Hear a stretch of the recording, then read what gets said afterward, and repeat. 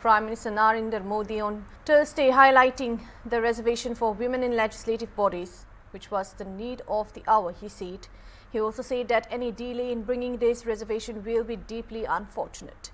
The Prime Minister's remarks come as the Union Cabinet on Thursday approved a draft amendment bill to the Women's Reservation Act that will ensure its implementation in the 2029 Lok Sabha elections. The amendment bill guarantees 33% reservation in legislative bodies to women.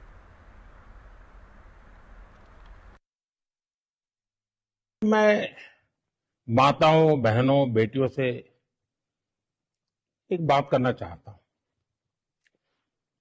Bharat ने तय किया है कि 2047 में जब हमारी आजादी के 100 साल होंगे,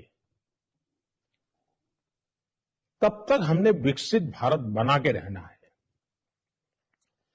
लेकिन मेरे 2-2.5 दशक के सरकार के मुखिया के रूप में जो मेरे अनुभव है, उस अनुभव के आधार से मैं कह सकता हूं कि हमें विकसित भारत का लक्ष्य हासिल करना है, तो हमें हमारी मातृशक्ति को, हमारी नारी शक्ति को, उनके पूर्ण सामर्थ्य का राष्ट्र के विकास में जोड़ना ही होगा।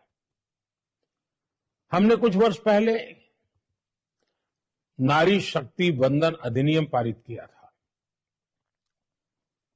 और सभी राजनीतिक दलों ने सहमति से किया था और सबकी इच्छा है कि 2029 में जब लोकसभा के चुनाव होंगे, तब हमारे देश की नारी शक्ति को जनप्रतिनिधि के रूप में लोकसभा में, विधानसभाओं में 33% स्थान मिलना ही चाहिए।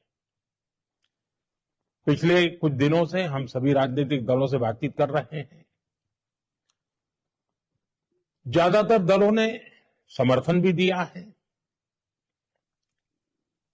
एक बहुत ही सकारात्मक माहौल दिख रहा है।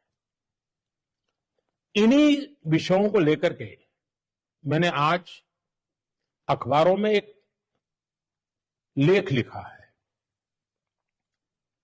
मेरे अपने विचार मैंने साझा किए हैं, लेकिन मैं आज आपसे आग्रह करता हूं, आप इस लेख को जरूर पढ़ें, औरों को भी पढ़ने के लिए प्रेरित करें और हम सभी राजनीतिक दलों को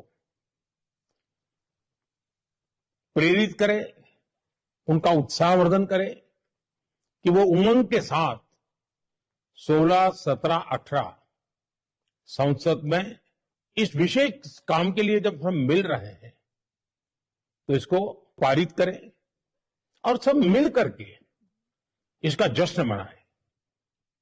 चलिए, मैं ज्यादा समय नहीं लेता हूं।